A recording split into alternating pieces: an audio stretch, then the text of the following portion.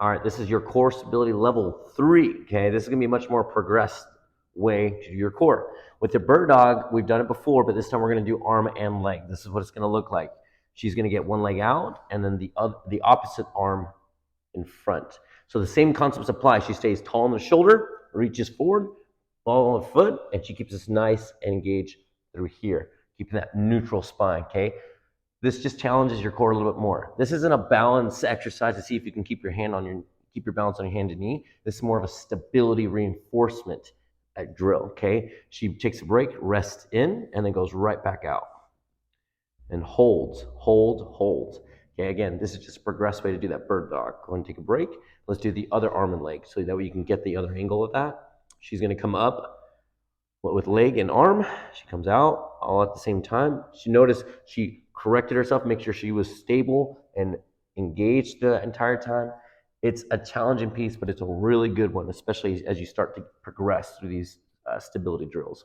So that's your bird dog in a full arm and leg, okay? Next one, we're gonna go into a straight leg raise, pulses. So she can lay down on her back. Yep. And with the straight leg pulses, all it's doing is just making it a little bit more dynamic instead of static.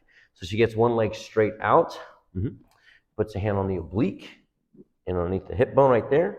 So right through there, good. So that's her hip bone right here. This is her rib. She's in between that.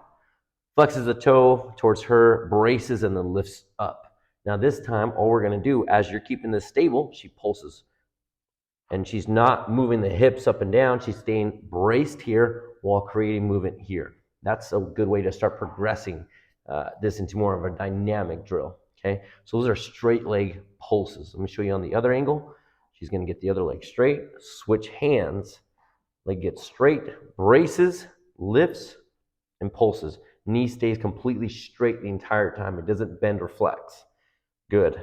Now let's go over into what a side plank looks like. So she's gonna get on her right side.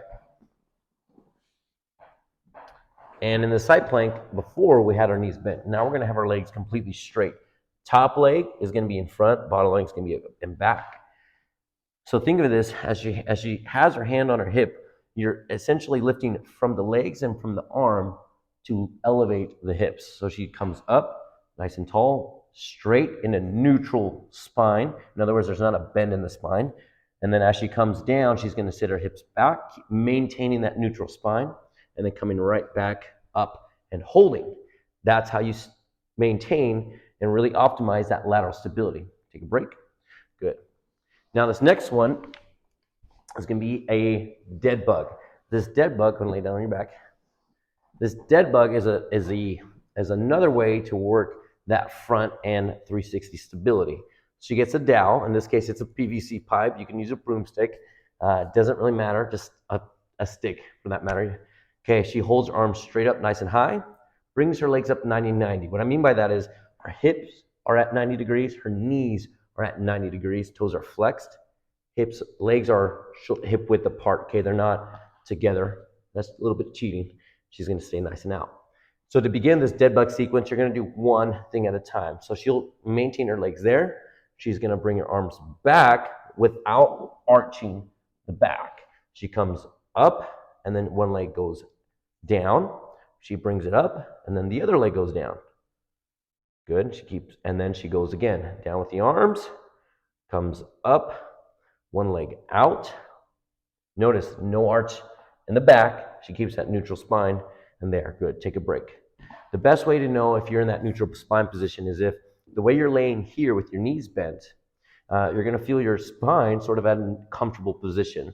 That's where you maintain it. The entire time when you're doing this dead bug, you're not letting the back arch, and you're not trying to flex it down either, okay? So that is a dead bug. The last exercise in this series is gonna be a pal-off. Go ahead and stand up. So a pal-off, the way it's gonna look like, that you get a band, all bands are pretty similar, but the idea is you wanna tie it to an object. She's gonna grab the band, put her hand right in front of each other. She's gonna get a bit of a hinge, okay? So her feet are about hip width apart, hinges into her hips, and she holds. She gets some tension on the band the entire time, good. Because if you feel this band is loose, you're not gonna get much out of it. From there, she starts from the low, and then she works up in front. She scoops up in front and scoops down. She doesn't keep going.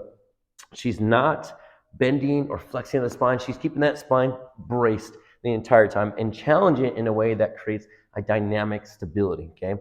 If scooping is too much, what you can do is just simply bring it in towards your chest, punch out, come back in, but you're maintaining those hands on the center of your body, in the center of your chest.